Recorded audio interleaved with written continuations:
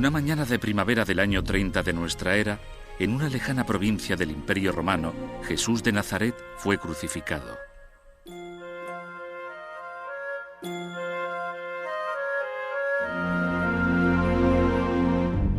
Aunque en aquel momento fue algo insignificante, la vida, muerte y resurrección de Jesús cambió el mundo por completo.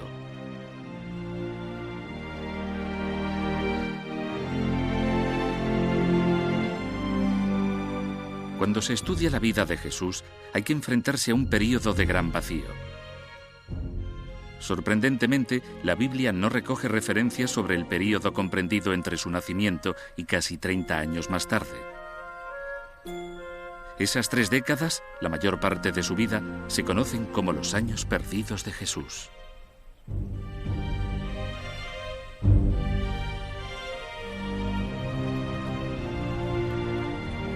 ¿A dónde fue Jesús y qué hizo durante aquellos años perdidos?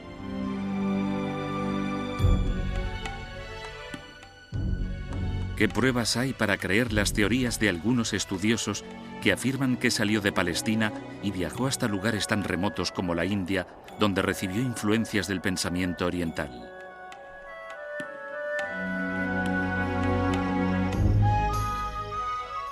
¿Por qué situó el poeta William Blake a Jesús en Inglaterra en el siglo I?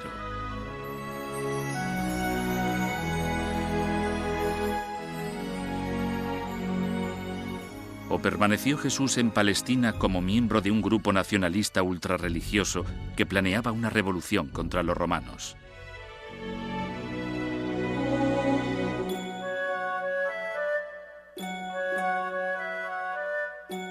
¿Por qué no habla la Biblia de aquellas décadas?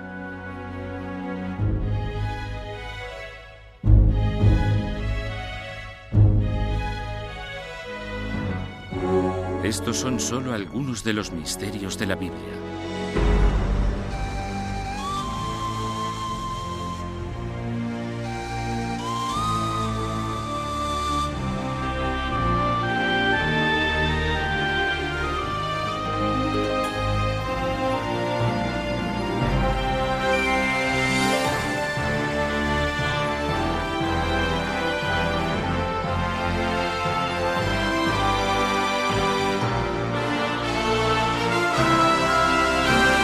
Misterios de la Biblia.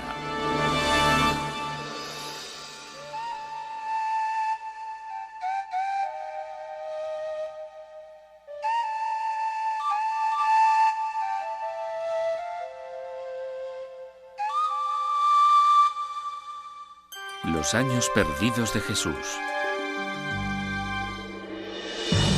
La búsqueda de Jesús.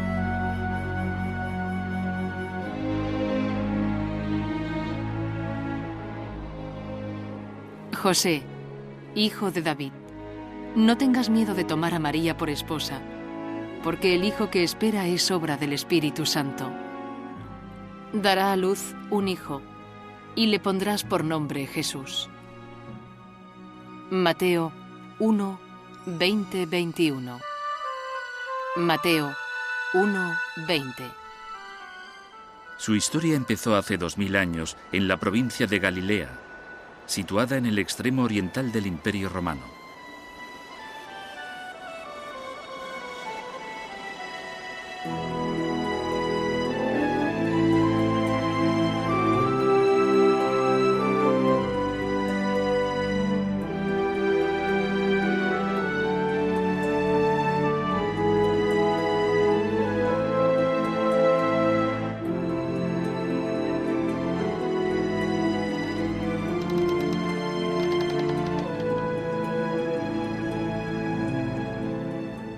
Desde entonces, en todos los continentes y a lo largo de los siglos, en multitud de comunidades cristianas, la historia de Jesús se ha contado una y otra vez en cientos de lenguas.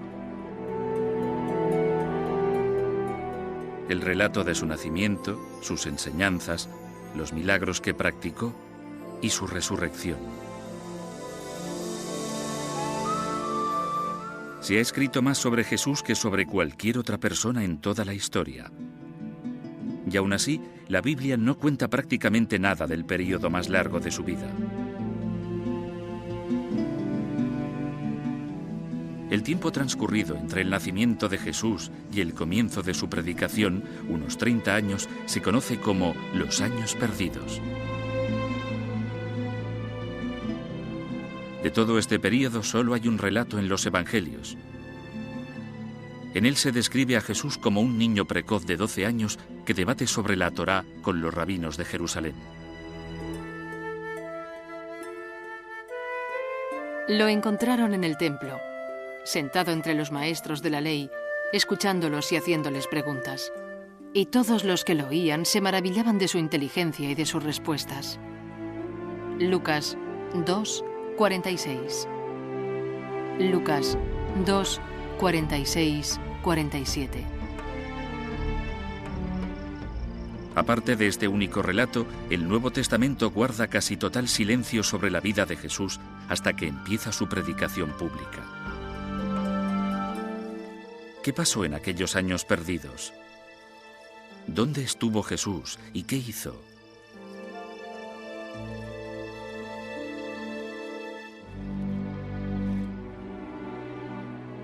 Jesús volvió con ellos a Nazaret, donde siguió creciendo en cuerpo y mente y gozaba del favor de Dios y de los hombres. Lucas 2, 51. Lucas 2, 51, 52. Lo más que podemos decir sobre su juventud es que caminaba solidaria y silenciosamente junto a su pueblo, que seguramente era carpintero y que trabajaba con las manos. Alguien que vivía una vida sencilla en un pueblo de campesinos. Pero incluso esto es una especulación, ya que no se dice nada de ello en el Nuevo Testamento. ¿Por qué nos da la Biblia tan poca información? Casi todo lo que sabemos de Jesús tiene su origen en los 4 evangelios del Nuevo Testamento, los de Mateo, Marcos, Lucas y Juan. Nos puede parecer inconcebible, pero yo creo que los evangelistas eran eso, portadores de buenas nuevas. No eran biógrafos ni historiadores. Lo importante de Jesús era su mensaje espiritual, su sacrificio redentor, no los detalles de su vida personal. Eso es algo que nos interesa a nosotros en la actualidad. Según la mayoría de estudiosos, los evangelios del Nuevo Testamento no son relatos de primera mano, presenciados directamente. Los expertos en la Biblia creen que son la primera recopilación de las diferentes tradiciones orales y de fuentes anteriores, y que fueron escritos entre 40 y 100 años después de la crucifixión de Jesús.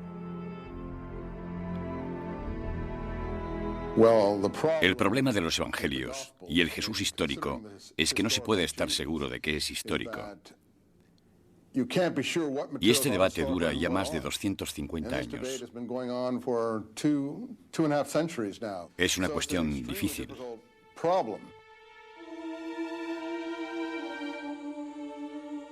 Además del misterio que gira en torno a la vida de Jesús, se añade el hecho de que, durante varios siglos después de su muerte, se escribieron docenas de evangelios. Seguramente habría cerca de 50 evangelios escritos sobre Jesús en los primeros 100 años después de su muerte, y solo 4 de ellos llegaron a la Biblia. Muchos de los evangelios que no se incluyeron en el Nuevo Testamento, los llamados evangelios apócrifos, han llegado hasta nuestros días. Había mucho más escrito, aunque nunca llegara a trascender a este tipo de escrituras. Pero, ¿nos desvelan alguna cosa sobre los años perdidos de Jesús? En verdad no, solo nos cuentan historietas, como que Jesús mató a unos pájaros y los resucitó, pero son totalmente irrelevantes. Hay otro relato que cuenta que un niño le dio un puñetazo en la calle y que Jesús se lo devolvió y lo mató. Si yo estuviera recopilando los evangelios, también dejaría fuera ese material.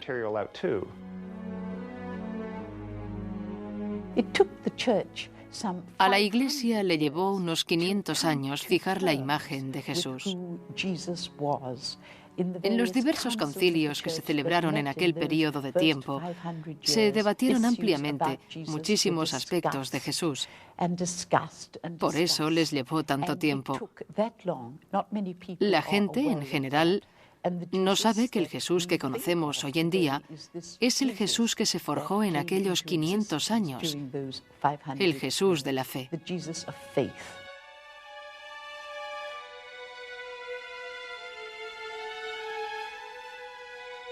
Las fuentes históricas contemporáneas a los evangelios han sobrevivido, pero sorprendentemente también guardan un misterioso silencio sobre la vida y la muerte de aquel hombre que cambió el mundo.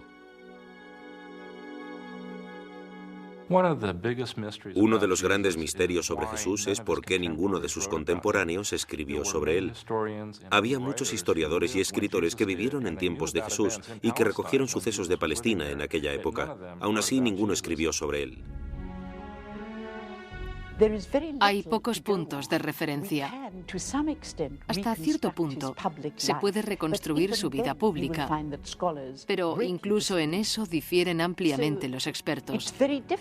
Por eso es tan difícil recrear la persona de Jesús. Cada experto parece tener sus propias ideas.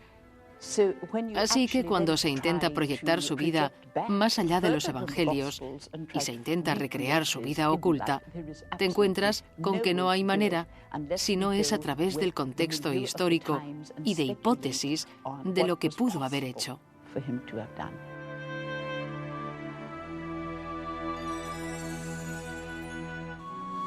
La gente ha ansiado durante siglos saber más sobre la vida de Jesús.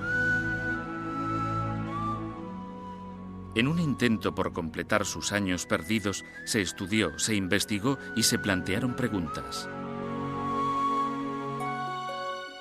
¿Vivió Jesús en Nazaret tranquilamente entre los 12 y los 30 años?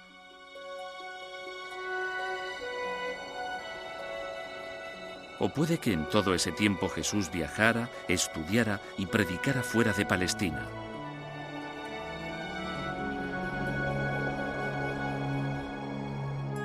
¿Es posible que Jesús viajara hasta lugares tan lejanos como la India y aprendiera de las enseñanzas de Buda?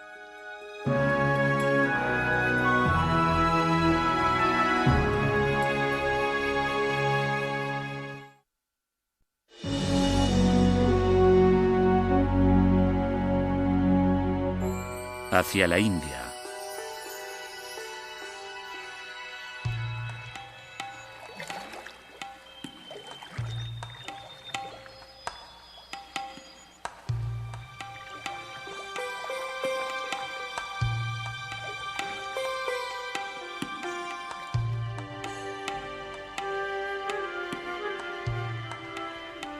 Hace más de 2500 años tuvo lugar un acontecimiento en los frondosos bosques del norte de la India que, como el nacimiento de Jesús, cambiaría la historia de la humanidad.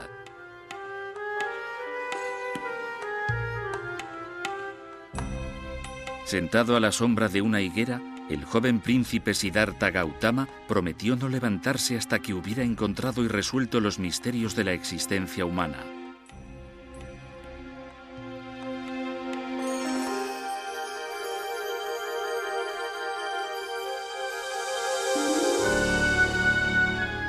Tras una noche de meditación interior, se levantó convertido en Buda, el iluminado. Buda pasó el resto de su vida viajando por la India y por otros lugares compartiendo el mensaje de su revelación.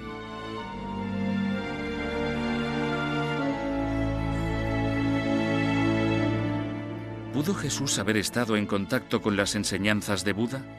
¿Es posible, como piensan algunos, que viajara a la India en sus años perdidos?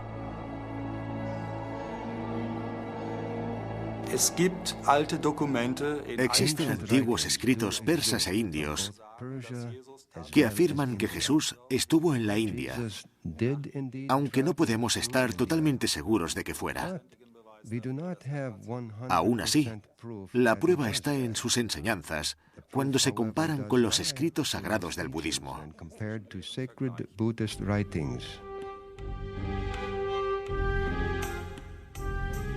Algunos estudiosos han encontrado considerables similitudes entre Jesús y Buda. Se dice que, como Jesús, Buda curaba milagrosamente a los enfermos, que andaba sobre el agua o que alimentaba a multitudes con solo unos panes.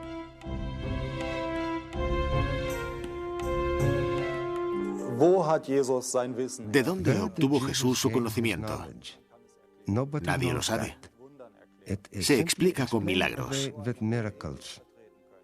¿De dónde se sacó sus enseñanzas sobre ética? ¿De dónde procedían?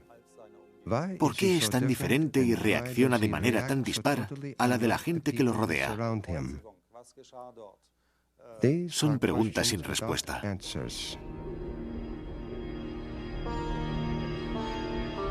¿Influyeron las enseñanzas de Buda en Jesús?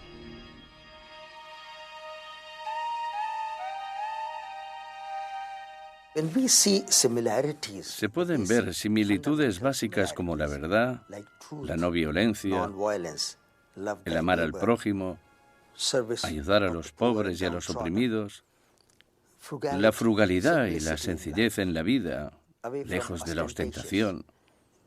Todo esto es igual en el cristianismo enseñado por Jesús y en el budismo enseñado por Buda.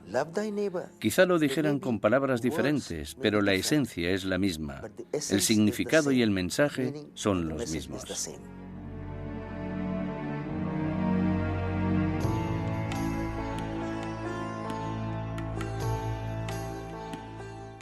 La India está a unos 5.000 kilómetros de Palestina.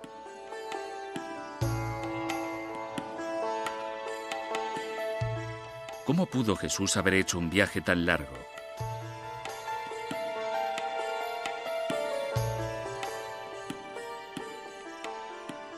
En realidad habría sido muy fácil para Jesús ir a la India. Había muchas rutas comerciales entre el Imperio Romano, en el que estaba Palestina, y Asia. Por ejemplo, podría haber seguido la ruta que empezaba en Palestina, atravesaba el norte de Afganistán y de Pakistán y bajaba hasta la costa occidental de la India. ¿Pudo Jesús haberse adentrado incluso más hacia el norte y haber llegado a la imponente cordillera del Himalaya?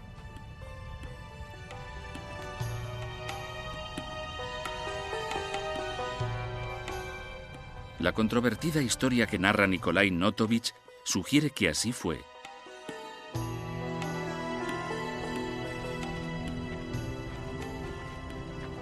En 1887, Notovich, un periodista ruso, visitó Emis, un aislado monasterio budista situado en la alta cordillera del Himalaya, al norte de la India.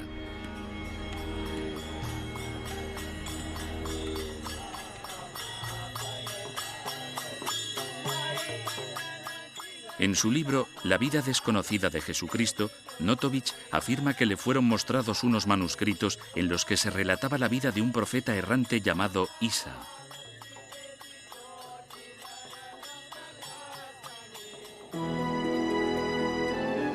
Después de consultar a los monjes y ver el manuscrito, Notovich estaba convencido de que Isa era en realidad Jesús. Según Notovich, el manuscrito arcano que le enseñaron revelaba que a los 14 años Jesús había ido a la India y se había introducido en el budismo. Tras años de estudio y predicación en Asia, pudo volver a Palestina llevándose consigo las creencias budistas.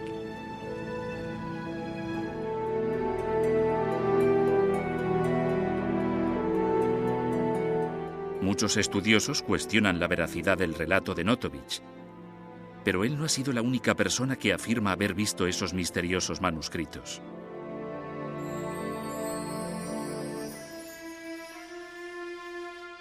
En los años 20, un sacerdote hindú fue al mismo monasterio de Emis. Tradujo algunos pasajes, aunque no todos, y los publicó en un libro.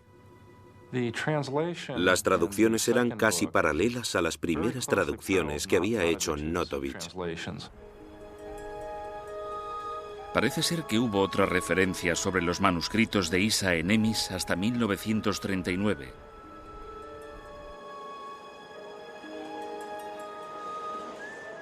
Pero desde aquel momento, el paradero de estos ha estado envuelto en un halo de misterio.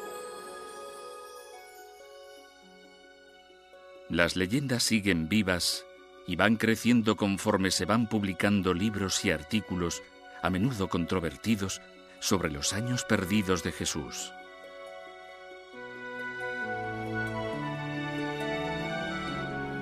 ¿Viajó Jesús a Inglaterra? ¿Guarda el cáliz de la última cena, el Santo Grial, la clave para desvelar los secretos de sus años perdidos?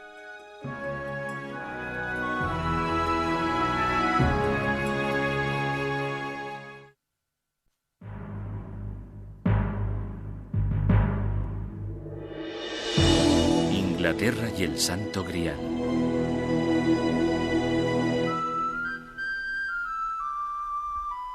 Glastonbury, Inglaterra.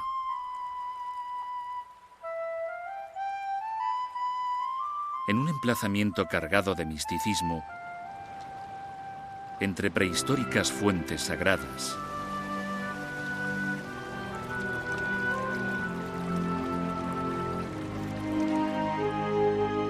y dominada por una montaña sagrada, Glastonbury parece ser un lugar adecuado para buscar leyendas sobre los años perdidos de Jesús. El poeta inglés William Blake nos dejó una excelente descripción. Caminaron aquellos pies por la Inglaterra de las verdes colinas. ¿Fue el Cordero de Dios visto en aquellas dehesas divinas? William Blake Milton, un poema en 2 libros, 1804.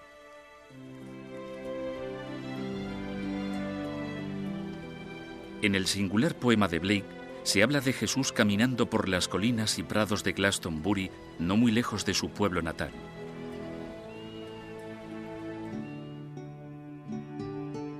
La leyenda de Glastonbury culmina en el año 63 con José de Arimatea, un discípulo de Jesús que fundó la primera iglesia cristiana de Gran Bretaña. Según dicha leyenda, José de Arimatea es el nexo para situar a Jesús aquí.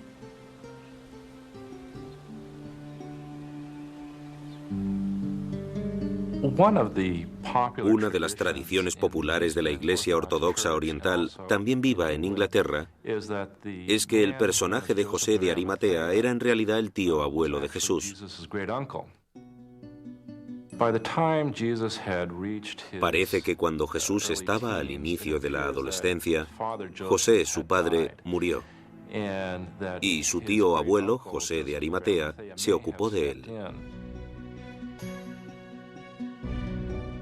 Los evangelios describen a José de Arimatea como un hombre rico y pío.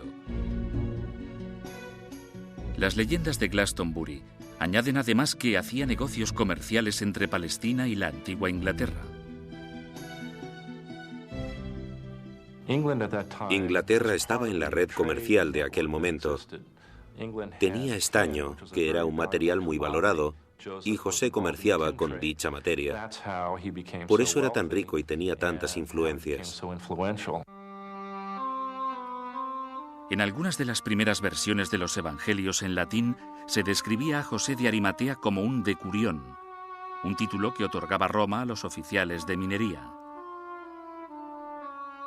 Si Jesús era sobrino de José de Arimatea, ¿pudo haber ido con su tío a Inglaterra?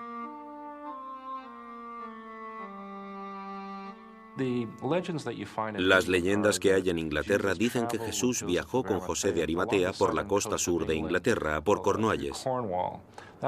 Allí estaban todas las minas de estaño, y lo que observamos en las ciudades mineras cercanas son historias que cuentan que Jesús se paró allí con su tío.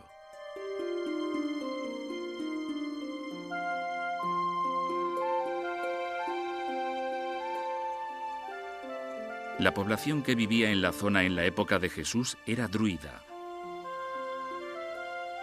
Y puede que fuera especialmente receptiva a las enseñanzas de Jesús, ya que su religión misteriosamente tenía ciertos parecidos con el cristianismo.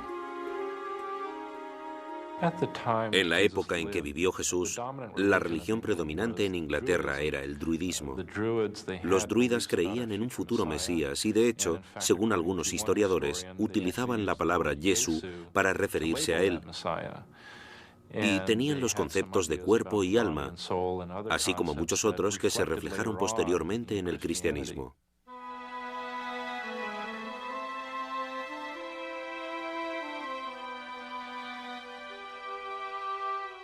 Al extenderse el cristianismo por Inglaterra, los druidas dejaron de lado sus creencias paganas y se convirtieron.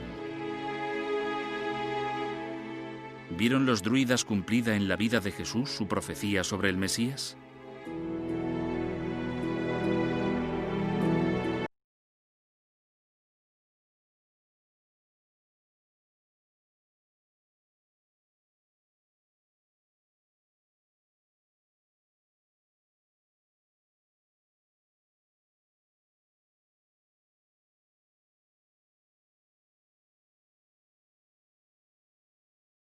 Tan enigmático como resulta el relato sobre el viaje a Inglaterra de Jesús y José de Arimatea, para muchos estudiosos de la Biblia, José sigue planteando algunas dudas. De José de Arimatea, que aparece en los 4 evangelios, ¿qué podemos decir? Yo me plantearía incluso si es un personaje histórico. Los evangelios están llenos de gente que parece proceder de otras fuentes que no tienen por qué ser históricas. Por ejemplo, no hay constancia de que exista un lugar llamado Arimatea. Si se duda de la existencia de José de Arimatea, ¿cómo es que la leyenda sigue viva?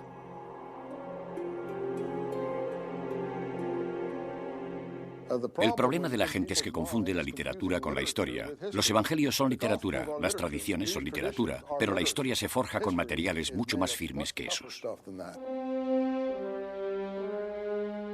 No obstante, la polémica continúa, ya que hay otra misteriosa leyenda asociada a José de Arimatea y Glastonbury.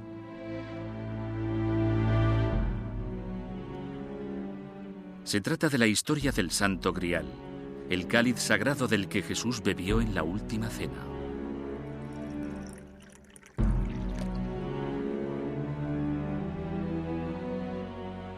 Luego tomó en sus manos una copa, y habiendo dado gracias a Dios, la pasó a ellos diciendo: «Bebed todos de esta copa, porque esto es mi sangre, sangre de la alianza nueva y eterna, que será derramada en favor de muchos para el perdón de sus pecados». Mateo 26, 27. Mateo 26, 27, 28. Según la Biblia, tras la crucifixión, el cuerpo de Jesús fue a parar a manos de José de Arimatea para que lo enterrara.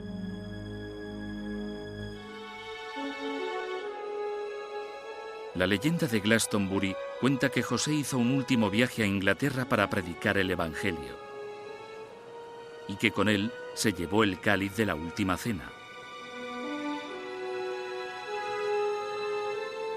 Se dice que José enterró la copa en algún lugar de Glastonbury.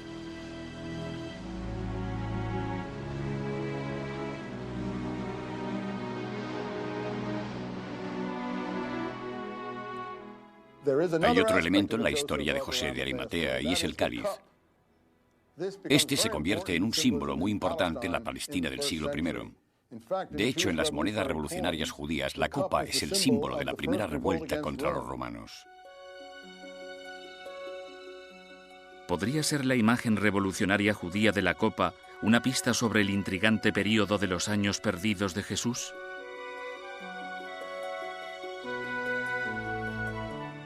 ¿Pasó Jesús sus años perdidos en el desierto con una secta apocalíptica de fanáticos religiosos?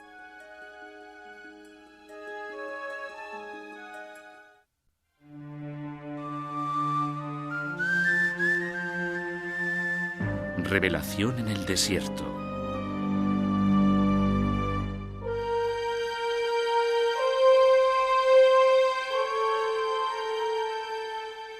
El Mar Muerto. 25 kilómetros al este de Jerusalén y a más de 400 metros bajo el nivel del mar, el lugar más bajo de la tierra.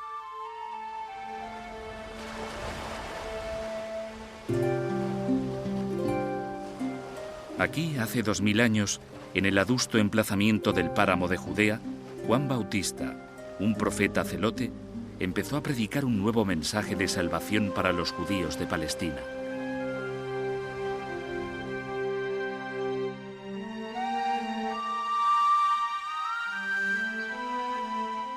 Sucedió que Juan Bautista se presentó en el desierto bautizando a la gente. Les decía que debían convertirse a Dios y ser bautizados para que Dios les perdonase sus pecados. De toda la región de Judea y de la ciudad de Jerusalén salían a oírlo. Confesaban sus pecados y Juan los bautizaba en el río Jordán. Marcos 1, 4. Marcos 1, 4, 5. El mensaje de redención de Juan se extendió por todo Israel como la pólvora. Grandes cantidades de gente iban a oírle predicar y a bautizarse. Uno de ellos fue Jesús.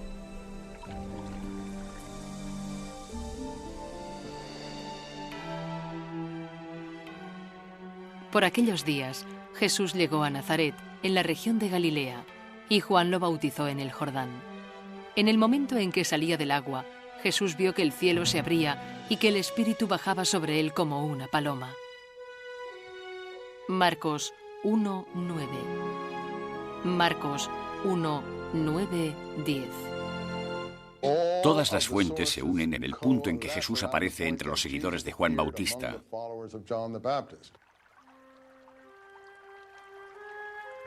Yo creo que esa es la única información creíble que se va a encontrar en el Evangelio sobre los primeros años de Jesús.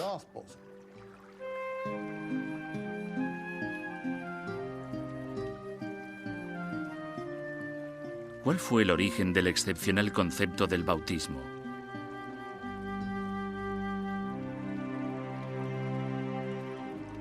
Puede que, en parte, la respuesta la encontremos en una misteriosa secta de judíos ultrarreligiosos que vivían en los páramos que rodeaban el Mar Muerto, en un lugar llamado Qumran. Eran los esenios. Muchos estudiosos han sugerido que Juan Bautista y Jesús pudieron haber pertenecido en algún momento a aquella comunidad. Él no formaba parte del poder establecido, no formaba parte de la aristocracia del templo, y es probable que tuviera algún tipo de contacto con el movimiento esenio de Qumran, quizá a través de Juan Bautista.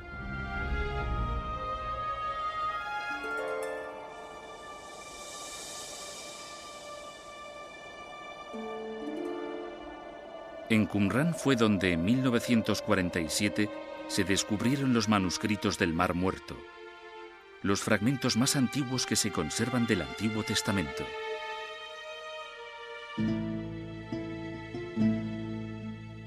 Entre aquellas escrituras sagradas se encontraron documentos que describían la comunidad esenia que vivía en Qumran. Los expertos piensan que allí se practicaba una especie de bautismo.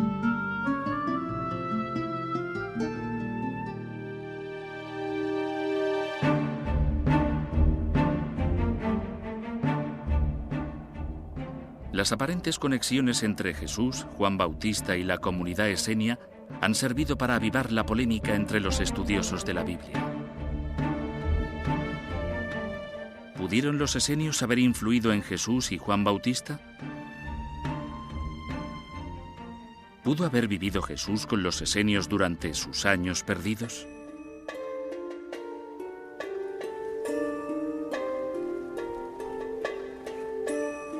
Los expertos han descubierto otros paralelismos sorprendentes entre Jesús y los esenios. Estos se distinguían por el amor al prójimo, su sencillez en la vida y su estricta obediencia a las leyes de la Torá.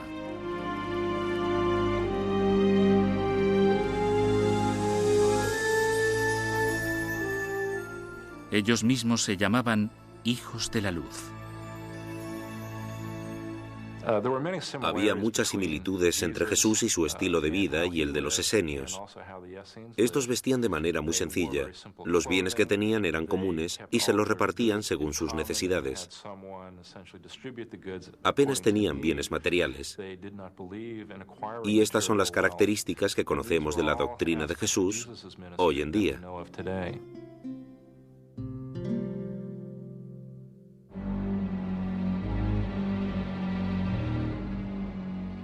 Sin embargo, también había un lado oscuro y fatalista en la doctrina de los esenios.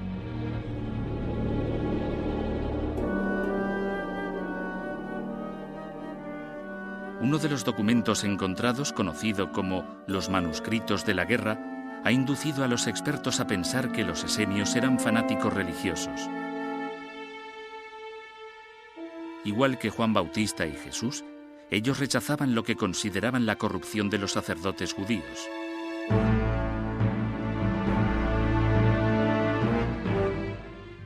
Además, estaban preparados para luchar hasta la muerte contra la ocupación de Tierra Santa por parte de los idólatras romanos.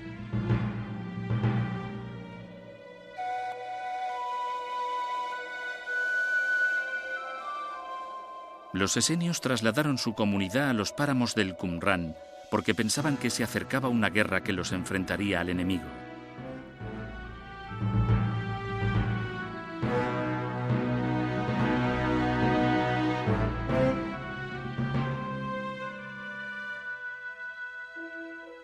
El líder esenio de aquel conflicto sería el Mesías descrito en los manuscritos de la guerra como el maestro de la justicia. Tenemos un grupo de bautistas del páramo que además eran revolucionarios y gente que luchaba por la libertad. Es la característica distintiva de los manuscritos del Mar Muerto, que combinan el ascetismo esenio, el bautismo, la vida en la naturaleza y una ideología pura. Pero también tienen una visión militante y de guerra apocalíptica del Hijo del Hombre, que bajará de las nubes del cielo para luchar en la guerra final contra toda la maldad de la tierra. Eso es lo que se dice en el manuscrito de la guerra.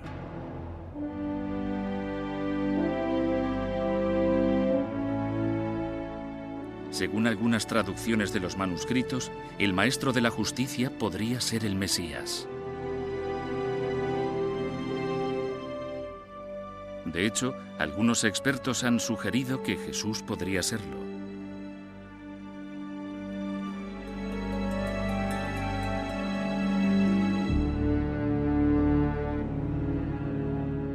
Sin embargo, otros destacan algunas contradicciones que suponen implicaciones de importancia. Aunque Jesús se considerara de alguna manera el Mesías, no podía aceptar la concepción que se tenía del Mesías porque sería antiético y entraría en contradicción con todo lo que defendía, ya que esa concepción era la de un héroe guerrero de la casa de David, que llegaría y acabaría con los enemigos de Israel, y eso era a lo que se oponía a Jesús. Aparte de ser conocido como el príncipe de la paz y de la salvación, ¿hubo otros aspectos de Jesús no recogidos en el Nuevo Testamento? Durante sus años perdidos, la gente que escuchaba sus predicaciones luchaba contra los romanos. Pero probablemente su lucha se basara en algo más importante, en la concepción religiosa de un solo Dios.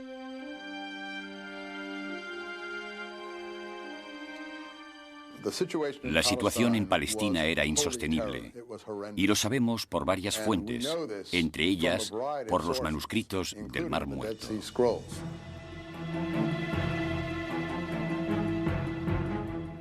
Contra aquella escalada de opresión violenta predicaba Jesús.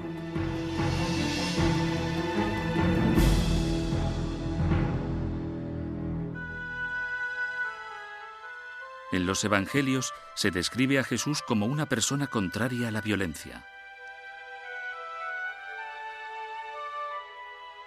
Habéis oído que antes se dijo, ojo por ojo y diente por diente. Pero yo os digo, amad a vuestros enemigos y orad por los que os persiguen. Mateo 5:38.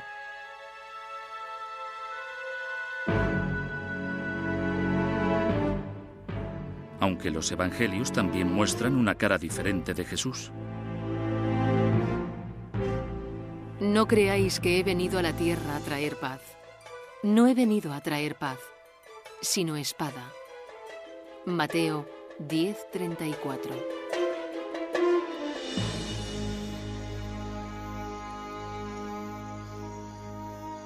¿Por qué presenta el Nuevo Testamento visiones enfrentadas de Jesús? Algunos expertos hacen hincapié en determinados pasajes de los evangelios que, según su opinión, contienen pistas ocultas sobre la verdadera naturaleza de la misión de Jesús entre los judíos.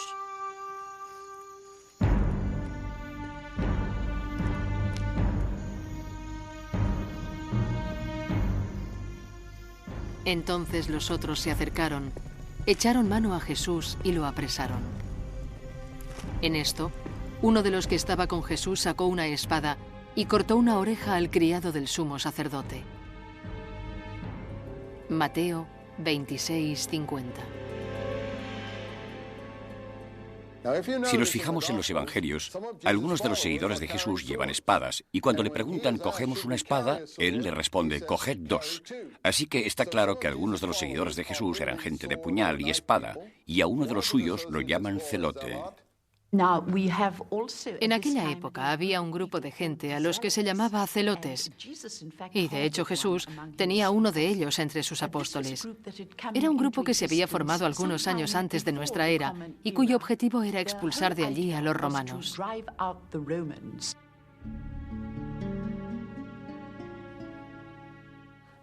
Uno de los problemas del Evangelio y su propia historicidad es que los autores están intentando limpiar la causa por la que Jesús fue claramente crucificado.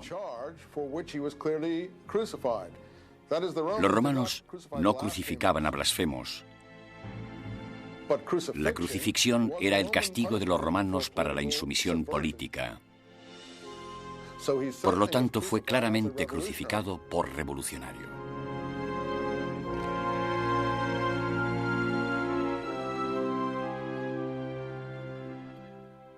Aún así, no todo el mundo tiene el mismo punto de vista.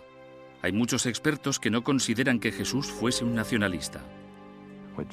Jesús llamaba a la transformación de la vida del hombre hacia una nueva manera de ver, de escuchar, de relacionarse entre la gente y hacia una inclusión social de los pobres, las mujeres, los marginados, los oprimidos.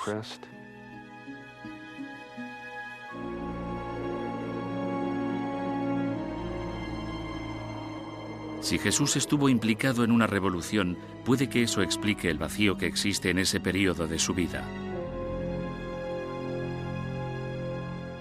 Si Jesús era uno de aquellos revolucionarios casi ascetas, vegetarianos que vivían en aquellos páramos, es obvio que su carácter revolucionario no podía trascender a los evangelios tal y como los tenemos, ya que habría sido imposible difundirlos en un mundo de orientación romana.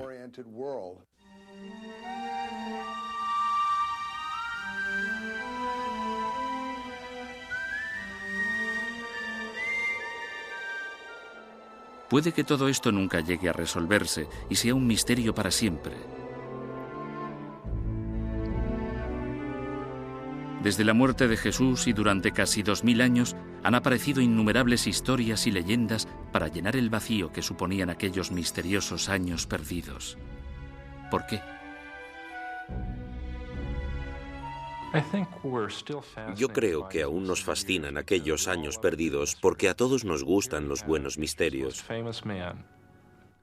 Ahí tenemos al hombre más famoso de la historia que de repente desaparece durante un largo periodo de tiempo y luego reaparece con un mensaje que cambia el mundo entero. Por eso es natural que sintamos curiosidad por lo que hizo durante todo aquel tiempo, por a quién pudo conocer, con quién pudo hablar y quién pudo inducirlo a embarcarse en su misión.